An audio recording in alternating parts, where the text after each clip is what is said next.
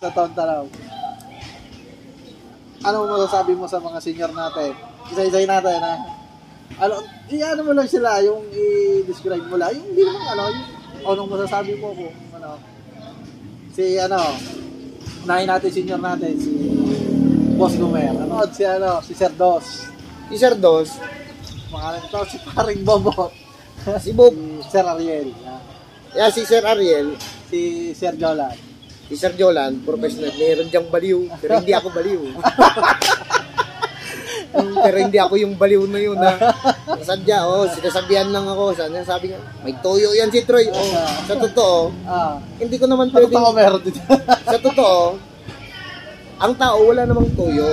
Sadyang matras tayo. Hindi, masaya lang. Masaya lang. Sir Perez. Sinig. Ayun!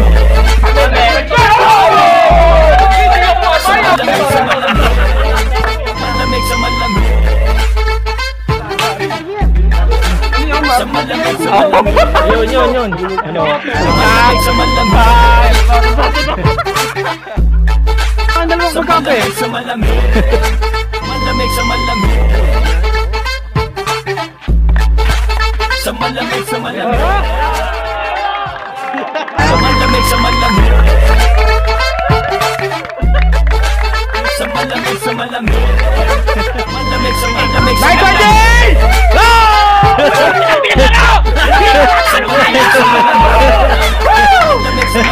Tama na ang pagkataos mo na ano dyan. Kalamig! Kalamig TV! Kalamig TV! Kalamig TV!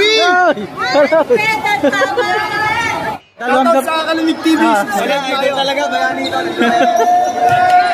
At syempre, ako nga pala si Kalamig TV at wala pa kaming laro ngayon. Pakidalive mo yun, Fred.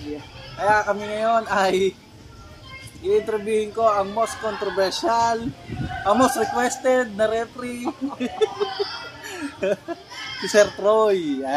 Malamang meron na namang iiyak pag dinabas ang truck na... Ano sabi mo sa mga senior natin? Isa-isay natin ha. Ano mo lang sila, yung i-describe mo lang. Yung hindi naman yung anong masasabi mo kung unahin natin senior natin, si Boss Gomer.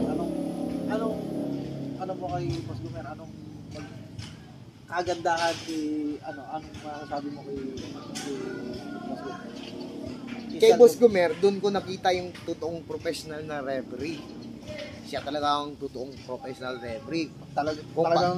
Kailangan tindig ka. Hindi sa sinasabing professional sa referee dahil sa tindig niya hindi. Siya ang sinasabi nating professional referee. Hindi niya sinasabi na siya ay senior. Hindi. Kasi naranasan ko yan sa kanya na nag-uusap kami bago kami mag-uusap. Usap mo na kami. Kumbaga, pantay lang kaming dalawa. Sa awa ng Diyos, maganda ang officiating namin. Hindi tulad ng mga ibang mga kasama natin na gusto talaga nila sila ang may discount. Senior na senior. Sino yun? Senior na senior. Sunod, si Sir Dos.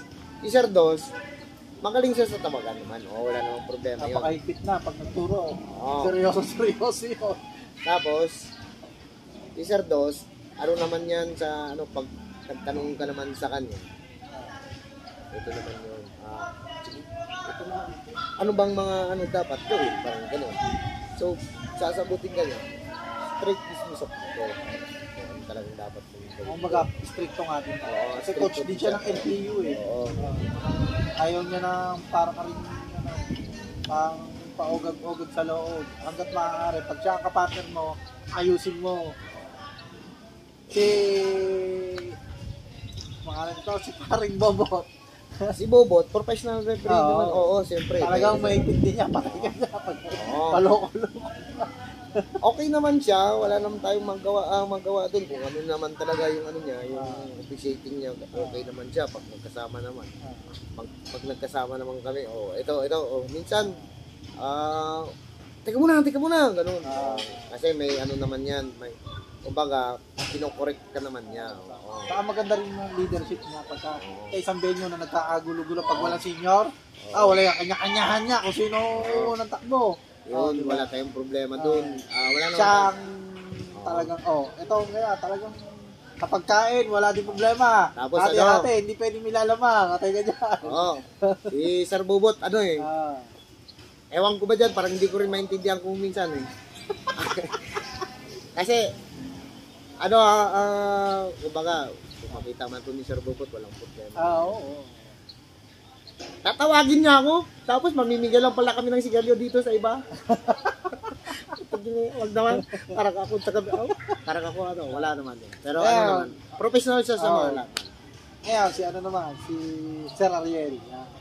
Si Sir Ariel, diyan ako na, kumbaga, Naka-partner din na rin siya. naka-partner ko rin yata. Hindi ko lang basta naka-partner ko rin siya yata. Naka-partner ko yan sa Makiling. Yan naman, sa totoo lang, kahit na sabihin natin, sa totoo lang, mas gwapo talaga ako dyan sa kanya. Pero diyan ako ng unang taon ko pa lang nang dito. Kasi 1997 ka, di ba? Siya 1993. Nang una ko pa lang taon na dumating dito, doon ako sa lugar na kung saan kinuha ko yung motor ko, kung saan nakuha ko yan ang motor ko. Abay, magtrabaho kayo. Pero sa totoo, siyempre, nagtatrabaho naman, tinatrabaho ko naman talaga. Tama. Tsaka doon sa lugar na yun, sa Pasiano, sa checkpoint. Wala naman nagre-reklamo sa akin doon eh. Mga kasamaan lang din naman natin. Hindi, nakasama naman talaga. Ito talagang... Wala naman nagre-reklamo sa akin. Tumakbo ka na. Ako ngayon napapagod. Tapos naman, sabi niya, magtrabaho. Tama. Siyempre, sa totoo naman, trabaho naman ako ng trabaho ko. Minsan lampas na rin ako sa trabaho ko eh. Minsan nalampas ako sa pero nakasakal ko yan na naagawan ko siya ng P2 pero ganyan lang ako. Tama. Minimum pagkakataon. Wala mong problema pagka umaamin ka na ang pangit, hindi ka umaamin na ang pangit talaga, mali ka na, pinaninindigan mo pa. Ang ayaw ko lang itanong sa kanila, sa lahat ng mga senior, tungkol sa math. Problema sa... Kasi pati ako, bobo ako sa math eh. Last. Si Sir Jolan. Si Sir Jolan, professional yan, mataba. Kumbaga, ewan ko lang kung makita man to ng ibang mga kasamang mga referee. Kalimutan ko na lang, wag nilang isipin dahil magkapigyedo kami. Pero sa totoo, mataba ang Pero puso niya. magpinsan ba talaga? Hindi kami magpinsan, magkapareho. Oo. Mataba ang puso niyan, tapos kumbaga, may mga kasamaan tayong referee, parang ewan ko lang din, hindi ko lang masabi kung minsan siguro nagkalit na rin siya o kaya hindi niya lang mapakita talaga sa grupo na marami din sa grupo natin na inaabuso din ng kabaitan ng commissioner. Yun ang nakikita ko. Sa totoo lang, kung minsan parang ayoko matin ng meeting kasi wala din eh. Parang nakikita ko yung commissioner. Kaya tumataba kasi ikakain na lang yung inis niya sa mga kasamaan. Kaya lumalaki siya. Pero professional siya. At malaki ang hindi naman sinasabi na na utang na loob pero siya ang nagpabihis sa akin dito bilang referee mula nang dumating ako dito. Siya ang nagbihis sa akin dito mula sa BAP. Siya ang nag-introduce sa akin sa Kabuyaw. Nilipat ako sa Kalamba hanggang sa dumating na rin sa punto na kasama ko pa rin siya hanggang ngayon sa SBP ng SBP na kami na tayo parang gano'n. Wala akong makitang doon kumbaga panis na tinapay o ang anong nakikita ko sa kanya, malawak ang pangunawa niya sa kapwa, sa kapwa referee. Siya kita naman din natin lahat. Ako, kung sa totoo lang, marami akong nakita mga kasama natin na yung bang wala rin sa tono, wala rin sa hulog ang mga galaw nila. Yun nga, ang sinasabi ni Boss Joran. Minsan, ang isang pamilya nga naman daw, hindi naman lagi magkakasunod. Minsan nagkakakampuan, pero iisa pa rin. Kumbaga sa bunga ng nyug, Ah, lahat, ayun na, solid na solid. Meron diyang baliw, pero hindi ako baliw. Pero hindi ako yung baliw na yun na sadya, sinasabihan lang ako. Sabi nga, may toyo yan si Troy. Sa totoo, hindi ko naman pero pwedeng, meron din. sa totoo, ang tao wala namang toyo.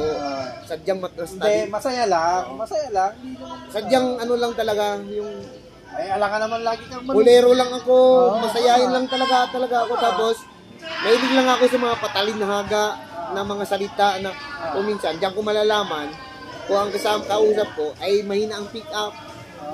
Pero sinasabihin may toyo, wala. Kasi, sadyang matalino lang talaga ako at malawak lang talagang isip ko. At ako yung sipong, yung radical person.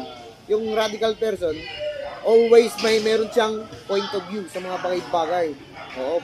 Daanin ka niya sa wala doon na mga patalinagang salita. Pag hindi mo naintindihan yun, bowflax ka. Wala ka. Mabagal pick up mo. Wala. Anong mapapayo mo sa amin baguang referee? Sa mga bagong referee naman, ang ko naman sa mga hindi naman tayo pwedeng mag-over the bucket kaagad. Yun bang sa unang-unang pagkakataon na may nagtiwala sa atin na yan, pilit naman kuminto. Pero wag po nating wag po nating sabihin, ay, ang galing ko na, hindi. Ay, ganito na. Kaya ko nang sabayan sila, hindi. Eto, pwedeng sabayan sa sinasabi nating pituhan. Oo. Pero sa experience at knowledge nila, hindi natin sila kayang sabayan. Kasi, kumbaga, nag-uumpisa ka pa lang. Nag-uumpisa pa lang tayo. Tulad ko, parang nag-uumpisa pa rin tayo. Nag-uumpisa pa rin. Sila, marami na silang karanasan. Yung mga senior natin. Sa mga baguhan naman, wag naman yung parang yung logic na isa kang langaw, dumapo ka sa dumi ng kalabaw ka na. Hindi tayo pwedeng ganun. Dapat, umpisa tayo step by step. Kasi, ang sinasabing learning o paano ka matuto ay continuous yan. Continuous. Step by step yan. Paikot-ikot yan. Continuous lang yan. Kasi, ang ruling talaga ng FIBA, may binabawas, may dinadagdag. Meron dyan na bawas na talaga, ito na talaga gagamitin. Continuous learning lang dito, continuous learning. Continuous process ang learning natin sa bilang referee. So, hindi pwede ang sinasabing dahil punito ka, binigyan ka ng pito, tapos may referee ka, na may may uniforme ka, kayo nagre-referee ka na. Ngayon, mas magaling ka pa ngayon sa kasabayan mo. Hindi pwede. Pareho lang kayo dapat. Respeto lang, andyan ang respeto. Sa totoo nga lang, sabi na natin na wag natin kakalimutan na may senior tayo. Na may senior tayo. Tapos, igalang natin sila. Tapos, pagdating naman sa pituan, masaya tayo, okay, maswerte tayo kung ang senior na kasama natin ay nagle-level ng sarili niya. Binababa niya ang sarili niya, maswerte tayo doon. Kasi binababa niya. Kumbaga, respetuhin natin yung mga senior natin. Oo. Kahit, kung meron ka man nakikitang mali sa kanila, respeto mo pa rin. Huwag ka nang sumagot, huwag ka nang magsalita. At least, parang nanay at tatay mo. Isipin mo na lang na magulang mo sila, parang gano'n na lang. Wala nang pinakaswerte natin, tulad ko, pinakaswerte. Natin, halimbawa, baguhan ako. Ang pinakaswerte ko sa mga senior, pagkasama ko senior, napakaswerte ko kasi binababa nilang sarili nila sa atin, yung level nila. Kaya maswerte tayo dyan pag ganyan ang mga senior natin. Huwag na tayong mag-ambisyon na dahil binigyan ka ng pito, may uniforme ka, binigyan ka ng schedule, tapos ang pride mo, mataas pa sa fried chicken. Wala. Tapos sasabihin mo magaling ka na, sa totoo lang. Ang referee sa totoo lang, na senior man yan, o junior man yan, o novice man yan, okay, aspirant man yan, pero pinapito yan. Dapat i-level natin ang bawat isa, sa sarili natin, sa kanila, sa kaalaman, kung mataas man ang naalaman natin, o malayo na rin narating natin, kung tayo naman ay bago pa lang, wala pa tayong masyadong nararating. Kumbaga, sikapin natin idikit ang sarili natin, ang kaalaman natin sa kanila, pero hindi tayo pwedeng sasabihin na mawawalan tayo ng respeto sa kanila. Hindi pwede. Andyan pa rin ang respeto. Marami tayong mga kasamahan na tulad dyan sa mga bago na hindi naman lahat kung sabi natin. O almost naman sa buong mundo naman may mga tao din naman talaga na kumbaga binigyan ng pagkakataon, umabuso na. Naging kumbaga sa sa totoo lang, sakit na mongoloid. Oo, lumalaki ang ulo. Kapag binigyan lang siya ng pito, naging mongoloid na. Dati ang liquid mongoloid ng malaki na ulo. Oo, pero laman naman tubig, wala naman, nagmamagaling lang. So, ang naano ko lang naman sa mga baguhan, tulad ko, adjust ako ng adjust, lahat na lang, pagbigyan ko, adjust na lang ako, Ang number one na nag-ano sa akin, ng dalawang tao na, yun, yung late na namatay, si Bong Sanchez, at saka yung late na namatay na PO din, pero nagre-referee, si Jeff Garcia.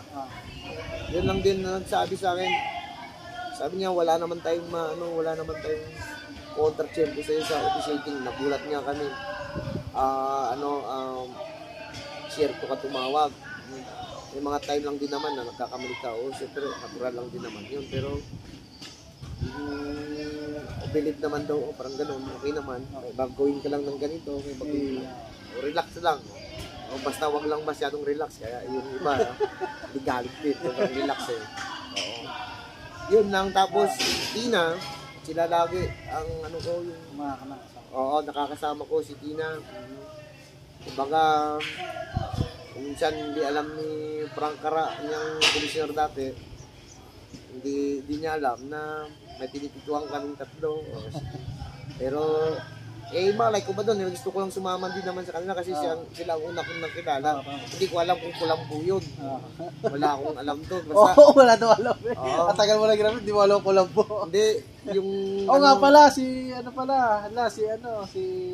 Sir Perez. Si Neil. Wala tayong wala tayong problema kay Neil Perez. Dinala niya ako sa... Saka mabait si Sir Neil din. Tawa lang ng tawa yan. Mabait yan. Gusto